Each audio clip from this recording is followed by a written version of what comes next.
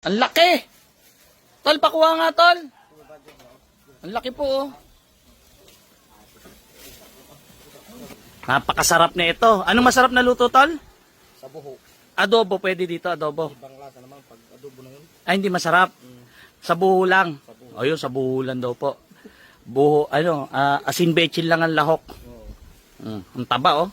Napakasarap niyan. Lamiran po, oh. Lamiran ba, tol, tawag sa inyo? Alaga po ng kapatid natin dumagat. Ang gagawin po natin, susurrender po natin sa DENR. Oh, laki. Napakataba na. Gulat ako, ha. Oh, ang laki. Pero kung ito tawagin sa ibang lugar, ang bilis singalin. Lalaki po siya. Oh, nung kasi bata siya, maliit pa siya, nakita siya sa gubat. Meron kasing kapatid natin dumagat na nangaso, yung nanay niya nahuli, kaya walang mag-aalaga. Kaya kinuha siya para alagaan. Ngayon, ang laki-laki na siya. Laki-laki niya na, oh. Hingalin siya. Pag talaga mataba, hingalin, no? Ba't ganun? Ganun talaga po yung mga mutit.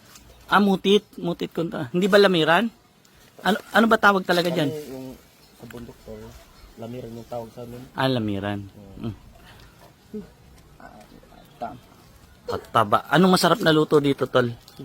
Tol. Nasa buho. Buho. Buho. Asin bechin lang. Yun po, asin at bechin lang daw po. Masarap na luto rito. Kaso sa na lang, na ano na yung to, naalaga na. Dali natin sa DENR. Ano? Oh.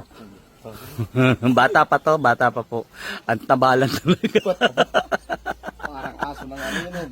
Ang laki-laki, no? Ang gara na itsura niya, tinanin yung kuko niya, oh. Makapagpalaki pa kaya to ng ano? Babaeng, dapat dito may partner siya, babaeng lamiran, no? Partner. Tapos yung mga anak kakawalan. Pero siya, alagaan na lang kasi pag pinangawalan mo to sa gubat, magugutom. Hindi na sanay tiyak maghanap ng pagkain to, no? Ang ganda-ganda. Ay! Pangil. Ha? Ay, nagutom siya. Ano, sama ka sa amin? Daling kita sa DENR. Ang laki-laki mo, no? Napakasarap na ito. Anong masarap na luto, tol? Sa buho. Adobo, pwede dito, adobo. Ibang lasa naman pag adobo na yun. Ay, hindi masarap. Sa buho lang. O yun, sa buho lang daw po. Buho, asin bechin lang ang lahok. Ang taba, oh. Napakasarap niyan. No.